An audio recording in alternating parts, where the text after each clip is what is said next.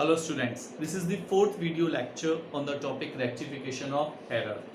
पिछले लेक्चर के अंदर हमने एक न्यूमेरिकल एग्जांपल डिस्कस करा था। इस वीडियो लेक्चर में भी हम एक न्यूमेरिकल एग्जांपल ही डिस्कस करेंगे और टॉपिक भी वही रखा है हमने कि लास्ट वीडियो लेक्चर में भी कि हम जो एरर्स को रेक्टिफाई कर रहे थे, ट्रायल बैलेंस बनाने के बात कर रहे थे। इस बार भी हमने यही इसी टाइप का क्वेश्चन लिया है कि हम एरर्स को रेक्टिफाई कर रहे हैं ट्रायल बैलेंस बनाने के बाद, बट हम इसमें एक एडिशनल चीज और सॉल्व करेंगे कि रेक्टिफिकेशन के बाद, मतलब रेक्टिफिकेशन एंट्रीज बनाने के बाद नेट प्रॉफिट पे उनका क्या इफेक्ट पड़ेगा, क्या इंपैक्ट पड़ेगा। So please check the question. The first transaction is ₹1150 receive from Ram debited to his account. मतलब हमें राम से 1150 रुपए रिसीव हुए हैं और गलती से हमने उसका अकाउंट डेबिट कर दिया है। So first right entry, cash account debit to Ram. जैसा कि हम जानते हैं जब भी कोई चीज आती है, डेबिट व्हाट कम्स इन, हमारे पास कैश आ रहा है, हम कैश को डेबिट करेंगे। एंड देने वाला कौन है? Ram. Debit the receiver and credit the giver, देने वाले को हम क्रेडिट करते हैं। So correct entry was cash account debit to Ram. But हमने क्या करा, राम के अकाउंट को क्रेडिट करने की जगह डेबिट कर दिया। अब बात आती है कैश का क्या किया। कैश के बारे में क्वेश्चन साइलेंट है, क्वेश्चन में कुछ नहीं बताया हुआ कि हमने कैश अकाउंट को डेबिट करा या कैश अकाउंट को क्रेडिट करा। तो हम ये अज्यूम करेंगे कि हमने सही करा, मतलब हमें कैश को डेबिट करना था और हमने कैश को डेबिट ही करा है। यानी कि रॉन्ग एंट्री को अगर आप देखते हैं तो कैश भी डेबिट हो गया और राम भी डेबिट हो गया। अब फिर वही वाली बात कि इस टाइप की एक स्ट्रेंज एंट्री कौन कर सकता है कि कैश भी डेबिट हो जाए, राम भी डेबिट हो जाए। तो मैं पहले भी बता चुका हूं, एंट्री होना बड़ा मुश्किल है इस टाइप की, लेकिन लेजर में गलती हो सकती है। हो सकता है एंट्री ठीक हुई हो बट लेजर बनाते समय कैश भी डेबिट हो गया हो और शायद राम भी डेबिट हो गया हो। व्हाटएवर, अब हमें इसकी रेक्टिफाई एंट्री बनानी है। हमें कैश को डेबिट करना था और कैश डेबिट ही हुआ है, इसका मतलब हमें कैश को छेड़ने की जरूरत नहीं है, कैश हमारा अनटच अकाउंट रहेगा। हमें राम को क्रेडिट करना था, हमने क्रेडिट नहीं किया, तो हमें राम को क्रेडिट करना पड़ेगा 1150 रुपए से।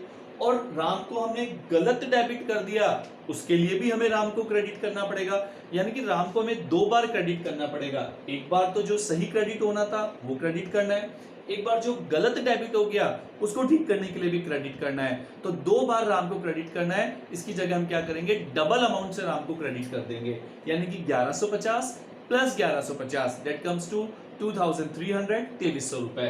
तो राम को हमने 2300 से क्रेडिट कर दिया।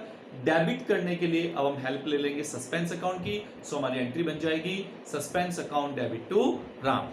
नेक्स्ट लेते हैं ट्रांजैक्शन।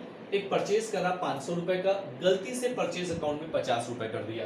राइट एंट्री बनेगी purchase account debit to cash.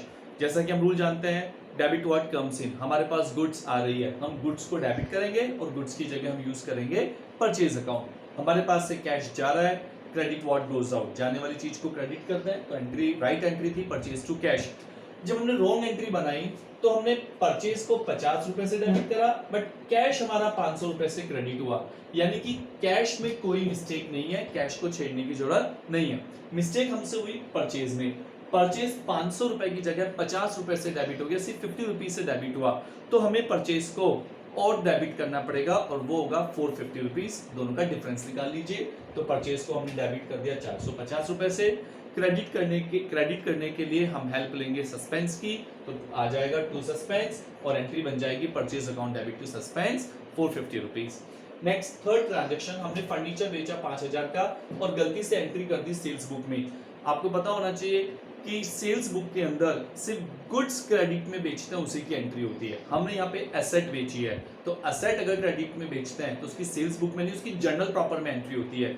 But accountant ने इसकी एंट्री गलती से सेल्स बुक में कर दी। पहले हम देखते हैं राइट एंट्री। जब हमने फर्नीचर बेचा, किसी को भी बेचा, चाहे एक्स को बेचा चाहे वाई को बेचा, तो एंट्री होनी चाहिए X2 फर्नीचर। बट हमें नाम नहीं दिया हुआ तो हमने इसकी जगह कस्टमर अकाउंट यूज कर लिया है। तो हमने किसी कस्टमर को सामान बेचा यानी कि फर्नीचर बेचा, एंट्री हो जाएगी customer to furniture. Logic, debit the receiver, पाने वाले को डेबिट करते हैं, इसलिए हमने कस्टमर को डेबिट कर दिया। और फर्नीचर हमारे यहाँ से जा रहा है, debit what comes in, credit what goes out, जाने वाली चीज को हम क्रेडिट करते हैं। लेकिन हमने इस ट्रांजैक्शन की एंट्री सेल्स बुक में कर दी, हमने इसको गुड्स की सेल मान लिया, तो रॉन्ग एंट्री बन गई customer account debit to sales. Customer को हमें डेबिट करना था और हमने रॉन्ग एंट्री में उसको डेबिट ही करा है, यानी कि कस्टमर को हमें छेड़ने की जरूरत नहीं है, इट्स करेक्ट वन। अब बात करते हैं फर्नीचर को हमें क्रेडिट करना था, तो अब हम रेक्टिफाई एंट्री में क्रेडिट कर देंगे। सेल्स जो रॉन्ग एंट्री में गलत क्रेडिट हो गया, सेल्स जो गलत क्रेडिट हो गया उसको ठीक करने के लिए हम डेबिट कर देंगे, तो एंट्री हो जाएगी sales account debit to furniture 5000 rupees. Next लेते हैं fourth one, discount of ₹30 allowed to a customer but not posted to the discount account. हमने किसी कस्टमर को 30 रुपए का डिस्काउंट दिया है, हमने डिस्काउंट दिया है तो हमारे लिए एक्सपेंडिचर है। हम जानते हैं कि नॉमिनल अकाउंट का रूल होता है debit all expenses and losses, credit all incomes and gains, इसलिए हमने डिस्काउंट को यहाँ पे 30 रुपए से डेबिट करा। और डिस्काउंट जो हमने दिया है किसी कस्टमर को दिया है, तो हम कस्टमर अकाउंट को यहाँ पे क्या करते हैं, क्रेडिट करते हैं, क्योंकि डिस्काउंट देने का मतलब है हम उतने रुपए की उसको छूट दे रहे हैं, हम कस्टमर से इतना पैसा फ्यूचर में रिसीव नहीं करेंगे, तो हमने कस्टमर का अकाउंट खत्म कर दिया, क्रेडिट कर दिया, अब हम उससे 30 रुपए नहीं मांगेंगे। तो discount account debit to customer 30, but हमने डिस्काउंट को डेबिट ही नहीं करा। जब लेजर बनाया हमने तो डिस्काउंट को डेबिट नहीं करा, हाँ कस्टमर को हमने 30 रुपए से सही क्रेडिट कर दिया, तो कस्टमर को 30 से क्रेडिट करना था और कस्टमर 30 से क्रेडिट हुआ है, तो यानी कि हमें कस्टमर अकाउंट को छेड़ने की जरूरत नहीं है, उसको टच करने की जरूरत नहीं है। डिस्काउंट हमें डेबिट करना था और हमने डेबिट नहीं करा, अब हम डेबिट कर देंगे, तो डिस्काउंट अकाउंट डेबिट हो जाएगा और क्रेडिट के लिए हम हेल्प लेंगे सस्पेंस की, और सस्पेंस अकाउंट हमारा क्रेडिट हो जाएगा। नेक्स्ट हमारे पास आ रहा है नेक्स्ट एंड लास्ट ट्रांजैक्शन है, a BR of ₹5000 had been returned by bank as dishonoured. मतलब हमारे पास कोई बीआर था, हमें किसी कस्टमर से बीआर मिला था और वो बीआर हमने बैंक से डिस्काउंट करवा रखा था। ये मैं आपको पूरा डिटेल बताता हूँ, तो मैं पूरी डिटेल से एंट्री बता रहा हूँ। जब हमें किसी कस्टमर से बीआर मिलता है तो हम एंट्री करते हैं BR account debit to customer. जब उस बीआर को जब वो बीआर हम बैंक को दे देते हैं डिस्काउंट कराने के लिए, डिस्काउंट कराने का मतलब होता है हमने अपना बीआर बैंक को दे दिया और बैंक से इमीडिएट पैसा ले लिया, तो इसकी एंट्री होती है bank account debit to BR, right. अब ये बीआर डिसऑनर हो गया। बीआर डिसऑनर का मतलब है बैंक कस्टमर के पास गया पैसा लेने, हमारे कस्टमर के पास, बट कस्टमर ने पैसा देने से मना कर दिया। इसका मतलब ये होगा कि वो बीआर डिसऑनर हो गया और बैंक हमारा बीआर हमें वापस कर देगा। तो हमें बीआर किसने लौटाया, बैंक ने, और हम ये बीआर किसको लौटा देंगे, कस्टमर को।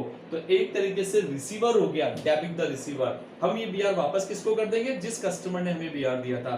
सो customer account debit, debit the receiver, और बीआर हमें कौन लौटा रहा है, bank. Debit the receiver, credit the giver, देने वाला कौन है, बैंक। सो करेक्ट एंट्री थी customer account debit to bank. But हमने गलती से क्या करा, बीआर अकाउंट को डेबिट कर दिया, बट बैंक अकाउंट हमारा सही है, उसको हमने क्रेडिट ही किया है। तो बैंक अकाउंट अनटच अकाउंट है, इसको हमें छेड़ने की जरूरत नहीं है क्योंकि हमें क्रेडिट करना था और हमने क्रेडिट ही किया है। अब बात है रेक्टिफाई एंट्री।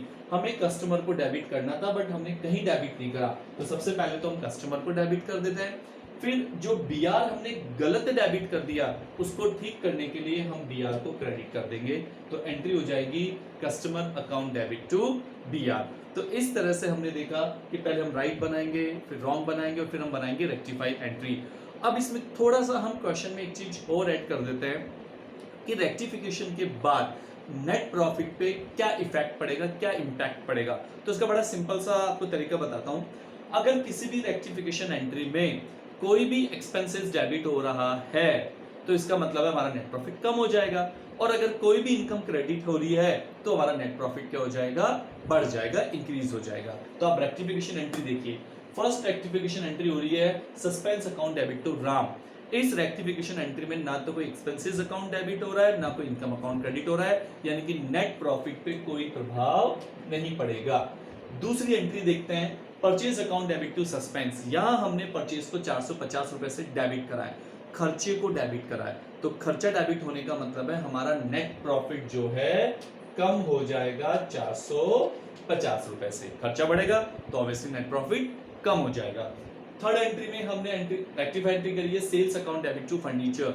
हमने सेल्स को डेबिट करा है, सेल्स को डेबिट करने का मतलब है इनकम को डेबिट करा है, और इनकम डेबिट होने का मतलब है इनकम कम हो गई है, तो इसका भी इंपैक्ट यही पड़ेगा कि हमारा नेट प्रॉफिट 5000 रुपए से कम हो जाएगा। और नेक्स्ट एंट्री है डिस्काउंट अलाउड टू सस्पेंस, हमने एक खर्चे को डेबिट करा है, खर्चा डेबिट होने का मतलब है नेट प्रॉफिट कम हो जाएगा हमारा यहाँ पे 30 रुपए से। और लास्ट एंट्री है हमारी customer account debit to BR, इस एंट्री में ना तो कोई एक्सपेंसेस अकाउंट डेबिट हो रहा है ना कोई इनकम अकाउंट क्रेडिट हो रहा है, इसका मतलब इसका नेट प्रॉफिट पे कोई इफेक्ट नहीं पड़ेगा।